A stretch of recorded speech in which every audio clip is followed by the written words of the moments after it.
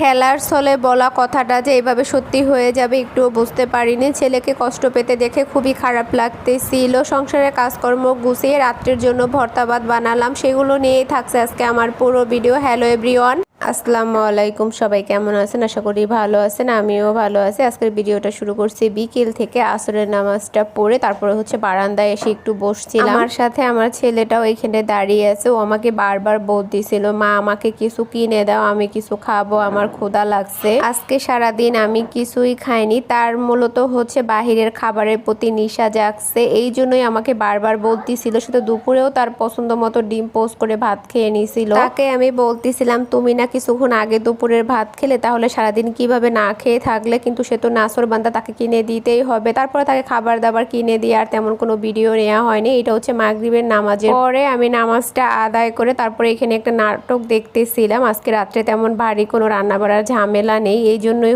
আমি রান্নাঘরে এখনো যাইনি। শুয়ে শুয়ে একটা মোশাররফ করিমের নাটক দেখতেছিলাম। সাথে একটা পেয়ারা নিয়ে নিছি খাওয়ার জন্য। পেয়ারাটা মাশাআল্লাহ অনেকটা মিষ্টি ছিল। খাচ্ছিলাম আর নাটকটা দেখতেছিলাম। ছেলেটা প্রচন্ড পরিমাণে দুষ্টামি করতেছিল, ওর জন্য আর টিভি দেখতে পারলাম না। এরপরে আমি লাইটটা জ্বালিয়ে ওরে আমি ওয়ার্ড্রোপের উপরে উঠিয়ে দিছি। ওকে আমি বলতেছিলাম, তোমাকে এখান থেকে আমি নামাবো না, তুমি এত দুষ্টামি কেন করো? তুমি আম্মুকে সরি বলো, তা না হলে তোমাকে এইখানেই রেখে দেবো। সে প্রচন্ড পরিমাণে ভয় পাইতেছিল, বারবার আমাকে বলতেছিল, মা এখান থেকে আমাকে নামিয়ে দাও, আমি পড়ে গেলে আমার মাথা ফেটে যাবে। তাকে আমি বলতেছিলাম, তোমাকে আমি নামাবো না, এখানেই রেখে দেবো। সে তো ভয়ে প্রচুর কান্নাকাটি শুরু করে দিছে। এরপর ওকে নামিয়ে রেখে আমি চলে আসছি রান্নাঘরে। মসুরির ডালটা আমি ভালোভাবে ধুয়ে অল্প পরিমাণে পানি দিয়ে আগে থেকে সেদ্ধ করতে বসিয়ে দিয়েছিলাম। লাইনের গ্যাসে অল্প একটু গ্যাস আছে, ওই জালে ডালটা সেদ্ধ হয়ে গেছে। এখন ভালোভাবে শুকিয়ে নিচ্ছি। লাইনের গ্যাসটা যেহেতু অল্প পরিমাণে, এগুলো ভালোভাবে পুড়তে পারবো না, এই জন্য সিলিন্ডারটা জ্বালিয়ে বেগুন আর টমেটোটা পুড়ে নিচ্ছি। এরকম পোড়া ভর্তাটাই খেতে ভালো লাগে। তেলের ভিতরে হালকাভাবে ভেজে নিলে ওইটার একটা স্বাদ, আর এইভাবে পুড়ে ভর্তা বানালে এইটার আবার আরেক